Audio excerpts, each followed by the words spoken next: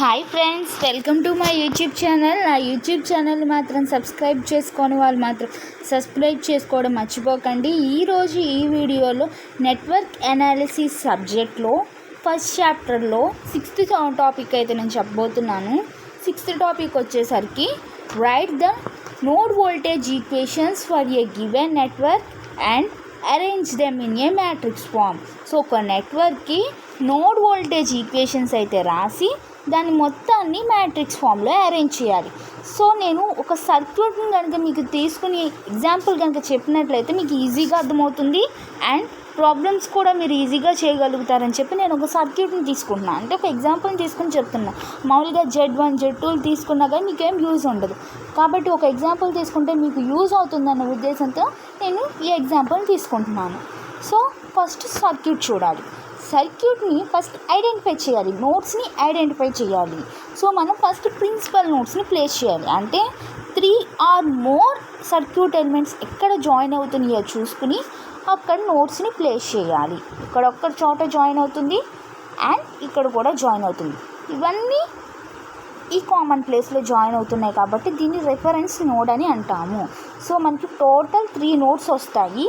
థర్డ్ది మాత్రం reference node అవుతుంది. మెయిన్గా ఉండేవి మాత్రం 2 నోడ్స్. సో ఈ నోడ్స్కి నేను V1, V2 అండ్ V3 అనే నేమ్స్ అయితే ఇచ్చేస్తున్నాను. సో V3 అనేది రిఫరెన్స్ నోడ్ అవుతుంది కాబట్టి దాన్ని V3 = 0 చేస్తాము. మెయిన్గా ఉండేది మాత్రం V1 అండ్ V2 నోడ్సే.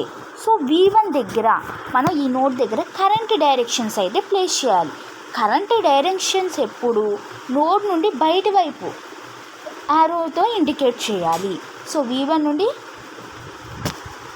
యారో బయటికి, దాన్ని I1 కింద, తర్వాత ఇంకో యారో ఇటు I1, I2, I3 కింద నేను కరెంట్ డైరెక్షన్స్ అయితే ప్లేస్ చేశాను. నెక్స్ట్ V2 దగ్గర కూడా సేమ్. ఇక్కడ I3 వరకు వేసాం కాబట్టి I4, I5, I6 అనే కరెంట్ డైరెక్షన్స్ అయితే వేసాం. ఇది మా మెయిన్గా పెట్టుకోవాల్సిన పాయింట్ ఏంటి, మనం ఎప్పుడు యారో డైరెక్షన్స్ని బయటకే వేయాలి. నెక్స్ట్ మనం ప్రీవియస్గా మెష్ అనాలిసిస్లో అయితే KVL రూల్ని అప్లై చేసాం. బట్ నోడల్ అనాలిసిస్కి మాత్రం KCL రూల్ని అప్లై చేస్తాం. సో KCL డెఫినేషన్ గుర్తుపెట్టుకుంటే మనం ఈ ప్రాబ్లం అనేది ఈజీగా చేయొచ్చు. సో KCL అంటే ఏంటి, algebraic sum of the currents meeting at a point in a junction = 0. So algebraic sum of the currents అంటే ఈ ఫస్ట్ నోడ్కి అయితే ఏమవుతుంది, సో అప్లయింగ్ KCL నోడ్ 1 అప్పుడు ఏమవుతుందంటే algebraic sum of the currents అంటే I1 + I2 + I3 = 0. So next I1 value, అసలు కరెంట్కి formula ఏంటి, V/R. సో ఇక్కడ I1 ఇక్కడ ఈ బ్రాంచ్లో ఫ్లో అవుతుంది. సో అక్కడ ఉండే వోల్టేజ్ ఏంటి, మనకు 2 వోల్టేజెస్ కనిపిస్తున్నాయి. V1 అనే వోల్టేజు, నెక్స్ట్ 50∠0° అనే వోల్టేజ్ కనిపిస్తుంది. కాబట్టి మనం ప్రీవియస్గా మెష్ అనాలిసిస్లో చూసుకున్న దాని ప్రకారమే మనం ఎప్పుడు మన current direction and source direction అంటే వోల్టేజ్ డైరెక్షను రివర్స్లో ఉంటే, ఆపోజిట్ డైరెక్షన్ ఉంటే మనం మైనస్ సింబల్ని ఇన్సర్ట్ చేస్తాం. అదే సేమ్ డైరెక్షన్లో ఉంటే ప్లస్ సింబల్ని డినోట్ చేస్తాం. కాబట్టి 2 వోల్టేజెస్ కాబట్టి ఈ 2 యారోస్ ఎలా ఉన్నాయి, ఆపోజిట్ డైరెక్షన్లో ఉన్నాయి. కాబట్టి V/R is the formula. 2 voltages ఉన్నాయి కాబట్టి V1 - 50∠0°/R అంటే ఇదే కదా, ఈ రెసిస్టెన్స్ వాల్యూనే కాబట్టి 10 ohms. నెక్స్ట్ I2లో ఇక్కడ కూడా V/R. సో ఇక్కడ ఫ్లో అయ్యే ఇక్కడ ఉన్న వోల్టేజ్ ఏంటో V1/J5.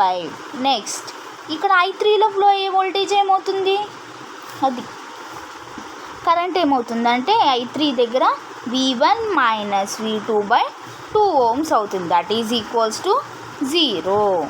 అంటే సేమ్ ఇప్పుడు నేను చెప్పిన ఈక్వేషన్ వేసాం. తర్వాత ఈ ఈక్వేషన్ని కొంచెం సాల్వ్ చేస్తున్నాను.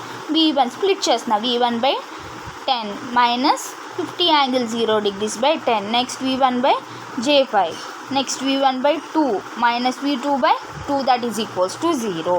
నెక్స్ట్ నేను V1ని కామన్ తీస్తున్నాను, నెక్స్ట్ V2ని కామన్ తీస్తున్నాను. ఇది నార్మల్ టర్మ్ కాబట్టి -50∠0°/10 అటు పక్కకు వెళ్తే +50∠0°/10 అవుతుంది.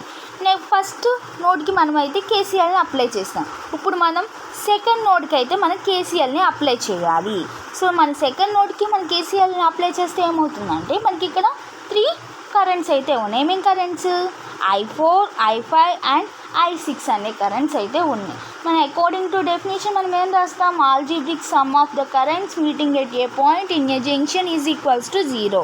So I4 plus I5 plus I6 is equals to 0. So I4ని తీసుకుంటే V/R అంటే ఇక్కడ 2 వోల్టేజెస్ ఉన్నాయి కాబట్టి మెయిన్గా ఉండేది V2 వోల్టేజ్ కాబట్టి V2 minus V1/2. Next I5 అయితే V2/3 plus J4. Next I6 అయితే V2 minus J10. So that is equals to 0 చేసిన తర్వాత యాజ్ యూజువల్గా స్ప్లిట్ చేసుకుంటాం. V2/2 minus V1/2 plus V2/3 plus J4 plus V2/-10 that is equals to 0. Next V1ని common తీస్తాం, తర్వాత V2ని కూడా కామన్ తీస్తాం. కామన్ తీసిన తర్వాత వీటిని మ్యాట్రిక్స్ ఫామ్లో అరేంజ్ చేయాలి. సో మనకి మ్యాట్రిక్స్ ఫామ్లో ఎలా అరేంజ్ చేస్తామంటే admittance matrix is followed by A voltage matrix that is equals to the current matrix.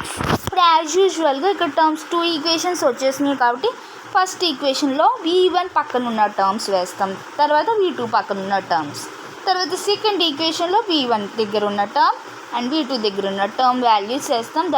Into V1 మనకి ఎన్ని వోల్టేజెస్ ఉన్నాయి? V1 voltage and V2 voltage that is equals to పక్కన వచ్చిన వాల్యూని వేయాలి. మనకి ఫస్ట్ ఈక్వేషన్కి అయితే అబ్జర్వ్ చేసినట్లయితే ఏముంది? 50∠0°/10 వాల్యూ అంటే అది కరెంట్ వాల్యూ అనమాట. తర్వాత సెకండ్ ఈక్వేషన్లో చూస్తే 0. సో ఇలా మనం మ్యాట్రిక్స్ ఫామ్లో అరేంజ్ చేస్తాం. Thank you friends.